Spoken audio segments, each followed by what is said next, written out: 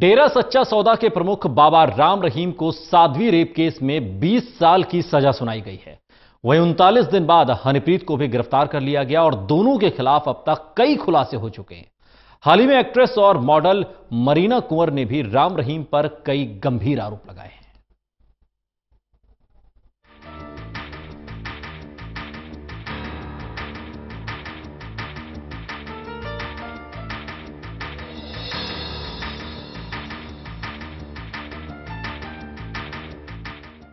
राम रहीम और उसकी मुंहबोली बेटी हनीप्रीत अब हवालात में हैं, लेकिन बाहर की दुनिया में उनके कुकर्मों के राज एक एक कर खुल रहे हैं। अब तक कई पूर्व सेवादार सामने आ चुके हैं और राम रहीम के काले कारनामों के बारे में खुलासा कर चुके हैं। लेकिन इस बार एक मॉडल सामने आई है जिसका ये कहना है कि फिल्मों में काम दिलाने के बहाने राम रहीम उसे अपने बेडरूम और गुफा में बुलाता था। इस मॉडल का नाम है मरीना कुंवर। मरीना ने अपनी बात ट्विटर पर भी शेयर की है, जिसमें उसने लिखा है कि वो अब अपनी बात इसलिए कह रही है क्योंकि अब राम रहीम और हनीप्रीत जेल में बंद हैं। मरीना ने कहा, पिछले 2 दिनों से वो जो कुछ कह रही हैं, उसे लेकर वो चिंतित भी जरूर हैं, लेकिन उन्हें अब डर नहीं है। मरीना के मुताबिक फिल्मों में काम देने के लिए राम रहीम ने उसे कई बार मीटिंग के लिए बुलाया था। राम रहीम ने उसे गुफा में जाने के लिए भी कहा था। मरीना ने कहा कि राम रहीम नशे का आदी था और वो कोकीन जैसे ड्रग्स का सेवन करता था। मरीना ने राम रहीम की मुंहबोली बेटी हनीप्रीत के बारे में भी खुलासा किया है। उसने कहा कि राम रहीम की उससे बढ़ रही नजदीकी की वजह से हनीप्रीत उसे पसंद नहीं करती थी। मॉडल के बॉयफ्रेंड ने भी कहा है कि हनीप्रीत उसे फोन करती थी और उसके साथ रिलेशनशिप में आना चाहती थी। मरीना ने बताया कि वो राम रहीम से फिल्मों में काम को लेकर मिली थी। जब मरीना बाबा से मिलने पहुंची तो उसने बाबा के पैर छुए, लेकिन बाबा ने कहा कि बेटियां पैर नहीं छूती, गले लगती हैं। ये कहकर राम रहीम ने मॉडल को जकड़ लिया। मरीना के मुताबिक राम रहीम ने उसे जिस तरह गले लगाया उससे वो घबरा गईं। मरीना के मुताबिक राम रहीम उन्हें गलत तरीके से छूता था और एक दिन तो अपने बेडरूम में जाकर पीछे से जकड़ लिया। साथ ही ये भी कहा कि ये बात किसी को मत बताना, ये बात सिर्फ मुझे, तुम्हें और हनीप्रीत को पता है। राम रहीम मरीना को फिल्म देने के बहाने बार बार मीटिंग के लिए बुलाता था और गलत नजर से देखता था। वो खूब शराब, ड्रग्स और कोकीन लेता था। मरीना कुंवर के आरोपों में कितनी सच्चाई है, ये अपने आप में जांच का विषय है, लेकिन ये कहावत भी पुरानी है कि धुआं भी वहीं उठता है जहां चिंगारी होती है। Bureau report, total news. Ram Rahim पर आरोप लगाने वाली मॉडल मरीना कुंवर हमारे साथ जुड़ गई। मरीना जी, स्वागत है आपका टोटल न्यूज में। और हम आपसे जानना चाहेंगे कि आखिर कैसे राम रहीम आपके संपर्क में आया और कैसे ये सब कुछ हुआ। पहले राम रहीम से मिली थी बाबा से, उनकी राखी सावंत के थ्रू।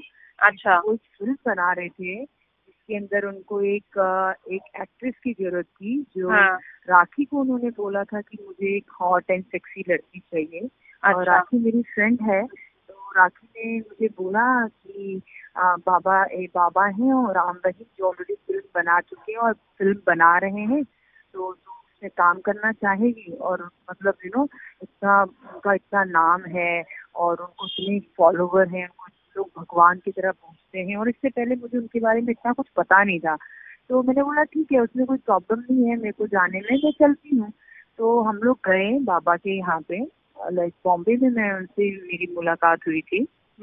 और मिलने के बाद मैं जैसे बाबा के पास गई तो मैं बाबा को बोलती हूँ कि बाबा, मुझे आपसे मिलके बहुत ही खुशी हुई है और मुझे ऐसा लग रहा है कि मैं एक कोई सपना देखा था, वो सपना पूरा हो गया। और एक बाबा है तो आप उनको उस नजर से देखते हो, और उनको वैसे मैं जाके उनके पैर को हाथ लगाया, ठीक है। मैं जैसे उनके पैर को हाथ लगाया तो मुझे बोलते हैं कि मुझे बोलते हैं कि सुनो बेटी, बाप को, आप मेरी बेटी हो, और कभी भी जो लड़कियां होती है वो पैरों को हाथ में लगाती है तो गले मिलती है। तो मैंने बोला ओके ठीक है। मतलब मुझे लगा कि शायद इतने अच्छे हैं, इन सब चीजों को मानते नहीं हैं, तो शायद इस वजह से ऐसा कह रहे हैं। और बहुत सारी जगह पे ऐसी चीजें होती हैं जहाँ पे लड़कियां पैरों को हाथ नहीं लगाती हैं। तो जिसमें नॉर्मल थी, और उन्होंने मुझे एकदम से हक करके और मेरे प्राइवेट पार्ट को उन्होंने बहुत कस के दबा दिया। मतलब एक हक करने का भी एक तरीका होता है, बट उस जिस तरीके से उन्होंने किया वो मुझे बहुत ही गंदा फील हुआ एज अ फीमेल। मतलब मुझे इतना गंदा लगा कि कोई जबरदस्ती मेरे साथ वैसा कर रहा है। और फिर नॉर्मल जस्ट नॉर्मल मतलब अब रिएक्ट तो कुछ कर नहीं सकती हो तो मैं जस्ट नॉर्मल थी। और मुझे लगा शायद वो बाय मिस्टेक किया होगा या कुछ किया होगा, और हो सकता है मैं क्यों उनके बारे में नेगेटिव सोचूं। मैं कहीं पे आई वो काम के लिए, तो मे बी बाय मिस्टेक कर दिया होगा। तो चलो लीव इट, चलो जस्ट जो हुआ हुआ जाने दो, हम एंजॉय करते हैं, बात करते हैं। और उसके बाद फिर जस्ट मैं नॉर्मल हो गई, रिलैक्स हो गई। और होने के बाद फिर बाबा के साथ मेरी मतलब बातचीत होने लगी। बाबा मुझे कहते हैं तुम इतनी खूबसूरत हो, इतना सुंदर तुम्हारा जिस्म है, इतनी सुंदर आंखें हैं तुम्हारी ग्रीन, एकदम ऐश्वर्या जैसी तुम्हारी आंखें हैं। हाँ, और इतनी सुंदर हो, तुम्हें अभी तक काम नहीं मिला, तुमने अभी तक काम नहीं किया। मैंने बाबा को बोला मैंने काम किया है, बट मैं इस बड़े लेवल पे काम नहीं किया है। मैं जैसे एज अ कैमियो फिल्म में भी काम कर चुकी हूँ, टीवी भी करती हूँ, रियलिटी शो बिग बॉस 9 में भी मैं 2 दिन के लिए जा चुकी हूँ। तो ऐसी चीजें मैं करती हूँ जो मेरे से अच्छा मुझे मेरे पास आता है, वो चीज मैं करती हूँ।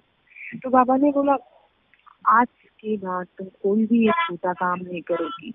आज के बाद तुम मेरी बेटी हो और मेरी फिल्म की तुम हीरोइन हो। अब मैं तुम्हें जैसा बोलूंगा तुम बस वैसा करोगे।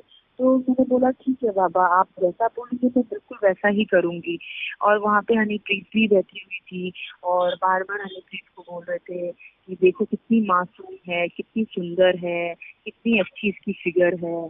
और वो हनीप्रीत बस उसको उनको मतलब एक्सप्रेशन दे रही थी, ऐसा मतलब फेस बना रही थी। और बार बार आना बाबा कुछ भी बात करते थे, बात करते करते ऐसा थाइस पे हाथ लगा देना, मतलब ऐसा मारना, बैक पे मतलब ऐसा टच करना। तो बस ही वो टच करने का जो जिस तरीके से वो कर रहे थे वो इतना गंदा मतलब था। नहीं तो मैं वहाँ पे आई डोंट नो मुझे क्या हुआ, उन्होंने ऐसा क्या किया क्या नहीं किया। मतलब पूरा माइंड जो था ना मेरा वो बहुत ही अलग था। मैं कुछ नहीं कर पा रही थी, नहीं तो मैं बोल पा रही थी, नहीं तो मैं निकल पा रही थी। तो मेरे लिए बहुत ही सिचुएशन बहुत गलत था। जी बिल्कुल। लेकिन मरीना, ये जो पूरा वाकया आप बता रही हैं, ये पहली मुलाकात में हुआ या इससे पहले भी आप राम रहीम के संपर्क में रहीं? पहली मुलाकात में ये सारी चीजें मैं ऑलमोस्ट उनके पास 5 से 6 घंटे तक बैठी थी। अच्छा। और उस बीच में उन्होंने ऐसी ऐसी चीजें मेरे साथ की उन्होंने। और मुझे बेडरूम के अंदर तक लेके गए, जहाँ पे मुझे वो भी हनीप्रीत ने उधर मुझे भेजा। और मुझे बोलते बाबा कुछ बात करना चाहते हैं। तो मैं वहाँ पे गई जाके, और बाबा मेरे को ऐसा हक करके और ऐसा एकदम दबा दिया मुझे, और मेरे ऐसा प्राइवेट पार्ट को ऐसा टच करने लगे। और मुझे बोलते हैं कि तुम्हें चिंता करने की कोई जरूरत नहीं है, आज से तुम मेरी हो, मेरी बेटी हो। और आज से तुम्हें पैसे की कोई चिंता करने की जरूरत नहीं है, अभी काम की। अब जो भी होगा मैं सब कुछ करूंगा तुम्हारे लिए। बस तुम्हें ये सारी जो बातें हैं ये किसी को नहीं बताना है, हम तीनों के बीच में रहेगा, मेरे बीच में, तुम्हारे बीच में और हनीप्रीत के बीच में। तो मैं ऐसा मतलब मैंने ओके सब सब कुछ मैंने हाँ हाँ बोलती रही। मैंने कुछ भी रिएक्शन नहीं दिया, कुछ भी नहीं बोला। और मुझे बोलते तुम्हें डेरा आना पड़ेगा, तुम्हें मैं गुफा दिखाऊंगा, गुफा वहाँ पे आके मैं तुम्हें आशीर्वाद, जब तुम आ जाओगी तो मैं तुम्हें वहाँ साइन करूंगा। वहाँ पे मैं तुम्हें मतलब जो चेक जो होते हैं, जो साइनिंग अमाउंट जो होते हैं वो मैं आपको दूंगा, आशीर्वाद दूंगा। और एक बार जब आप गुफा में आ जाओगी तो उसके बाद आप कहीं और जाने का नाम नहीं लोगे। तो मैंने बोला ठीक है बाबा, आप मुझे जो बोलोगे मैं वही करूंगी। और मैं उस कदर ही उस तरीके से ही सब कुछ मैं करती रही। नहीं मैंने कुछ सोचा, नहीं कुछ जाना, और जैसे जैसे बोलते रहे वैसे वैसे मैं करती रही।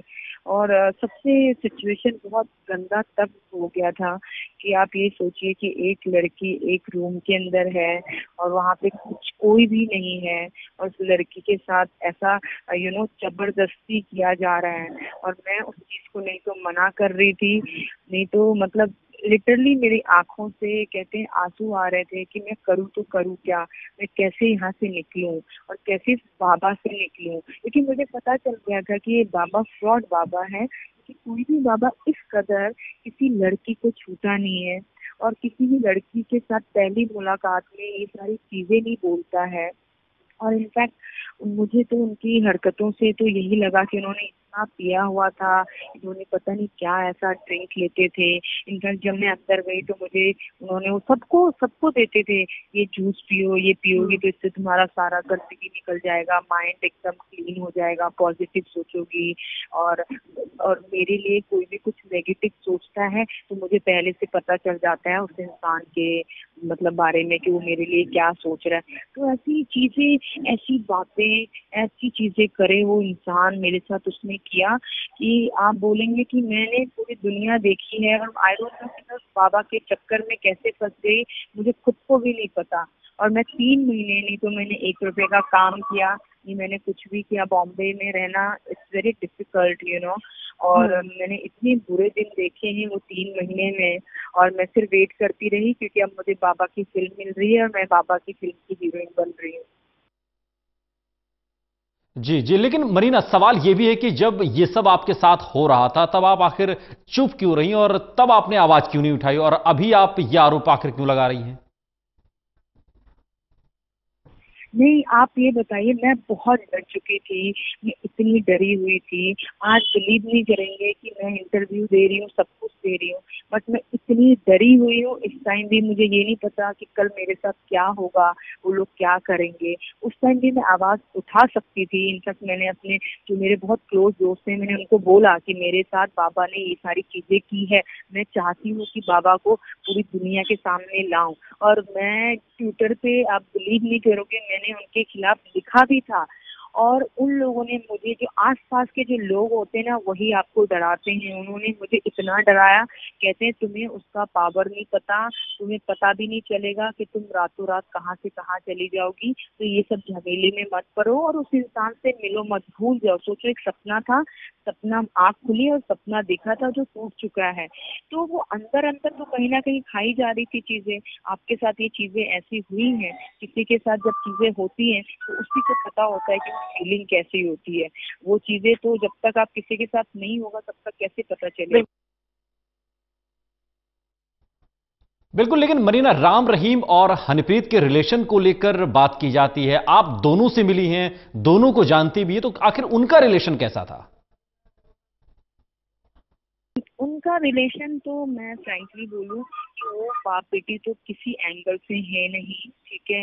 वो बाप बेटी नहीं है, वो हस्बैंड वाइफ बोलूंगी मैं उनको, क्योंकि उनकी जो बॉडी लैंग्वेज, जिस तरीके से वो बात करता है, जिस तरीके से उसको वो टच करता है, और इस कदर से तो कोई बाप किसी बेटी को टच नहीं करता है। और जिस कदर से वो अभी इंटरव्यू में बोल रही थी कि बाप बेटी को टच नहीं कर सकता है, टच करने से क्या बाप क्या गलत हो गया है। और वो आज भी अपने बाप को बचा रही है, बाप को बोलती है कि वो निर्दोष आदमी है, उसने किसी का कुछ नहीं किया है, मैं डिप्रेशन में चली गई थी।